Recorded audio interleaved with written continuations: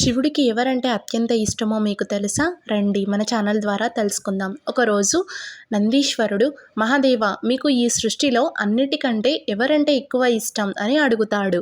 నందీశ్వర, నువ్వు నాతో చాలా సంవత్సరాలుగా ఉంటున్నావు కదా, నీకు తెలియదా అని అడుగుతాడు. సరే నీకు తెలిసింది చెప్పు చూద్దాం అంటాడు. ఇంకెవరు, పార్వతీమాత అంటేనే మీకు ఇష్టం కదా అంటాడు.